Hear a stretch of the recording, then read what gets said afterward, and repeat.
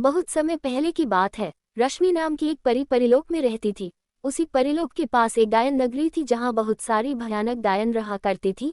उन डायनों में सबसे छोटी डायन बिजली बहुत समझदार थी। एक दिन की बात है, डायनों और परियों में बहुत भयानक लड़ाई हुई और उस लड़ाई में परियों और डायनों को बहुत चोटें आईं। परियों और डायनों में सदियों से दुश्मनी चली आ रही थी, लेकिन अब ये दुश्मनी और भी भयानक रूप लेने जा रही थी और बिजली इस बात से बहुत दुखी रहती थी। एक दिन रश्मि परिलोक से बाहर आकर घूम रही थी। वह एक नदी के पास पहुंची जो बादलों से होकर गुजरती थी। वहां का नज़ारा बहुत सुंदर था। रश्मि को बहुत अच्छा लग रहा था। वो वहां की खूबसूरती में इतना खो गई कि उसे पता ही नहीं चला कि कब उसका पैर नदी में चला गया और वो डूबने लगी। रश्मि चिल्लाने लगी, रश्मि बचाओ बचाओ, कोई बचाओ मुझे, मैं डूब रही हूँ, कोई मेरी मदद करो। तभी वहां से बिजली गुजर रही थी। उसने किसी के चिल्लाने की आवाज़ सुनी तो वो वहां पहुंच गई।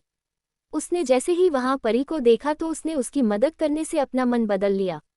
उसका मानना था कि सारी पारियां गलत होती है, उन्हें बस लड़ाई ही आती है और वो बस हम डायनों के साथ लड़ती ही रहती है। ये सोचकर बिजली वहां से जाने लगी, पर थोड़ी दूर जाते ही उसे रश्मि की हालत पर तरस आ गया और उसने उसकी मदद करने की सोची। जिसके बाद बिजली वापस नदी के पास के पहुंची और अपने जादू से एक रस्सी मंगाई और सीधे रश्मि की मदद करने के लिए उसे नदी में फेंक दी। बिजली, ये लो रस्सी, जल्दी से पकड़ लो।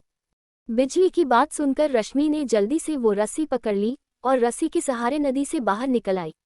रश्मि ने बिजली को धन्यवाद किया, साथ ही उसे उसकी दोस्त बनने का प्रस्ताव भी दिया।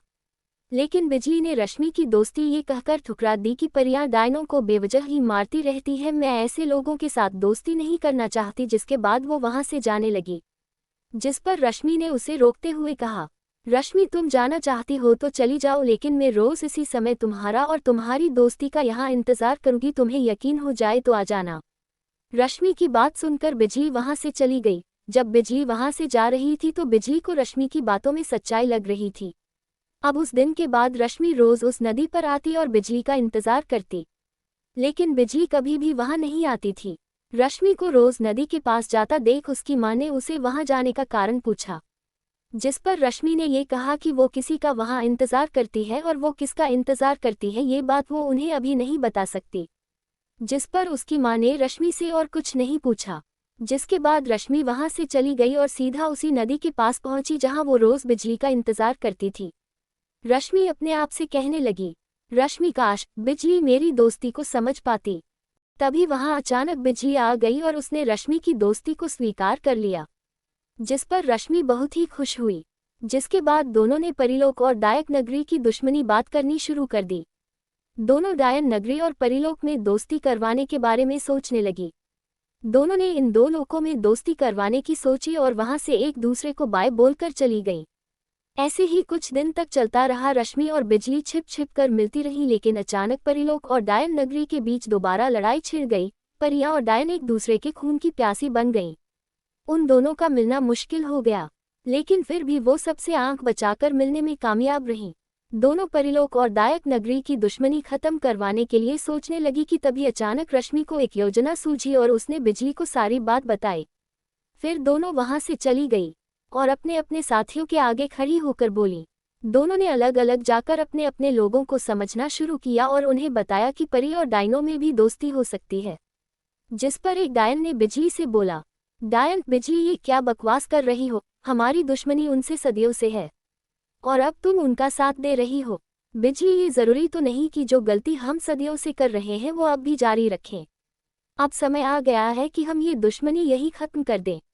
रश्मि और बिजली लगातार अपने अपने साथियों को समझा रही थी, पर कोई समझने के लिए तैयार नहीं हो रहा था। उन दोनों की मेहनत बेकार गई और उन दोनों के साथियों में लड़ाई शुरू हो गई। इस लड़ाई में कई परियां और डायनें घायल हो गईं। इस सब से दुखी होकर रश्मि और बिजली ने डायक नगरी और परिलोक छोड़ने का फैसला लिया।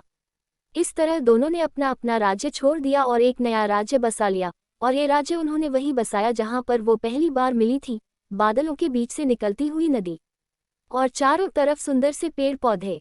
उस राज्य में कई दिनों तक वो दोनों अकेली रहती रहीं, लेकिन कुछ समय बाद धीरे धीरे और भी परियां और डायनें जो लड़ाई नहीं चाहती थीं, वो भी उनके सुंदर से राज्य में आकर रहने लगी।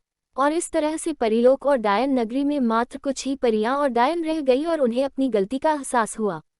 तो वो सब मिलकर रश्मि और बिजली के पास पहुंची। डायन, हमें माफ कर दो बिजली, हमने तुम्हारी बात पर भरोसा न करके बहुत बड़ी गलती की, अब हम कभी नहीं लड़ेंगे। रश्मि की माँ, हाँ रश्मि, हमें माफ कर दो, अब हम कभी लड़ाई नहीं करेंगे और हमेशा मिलकर रहेंगे। इस तरह डायन और परियां खुशी खुशी मिलकर रहने लगी।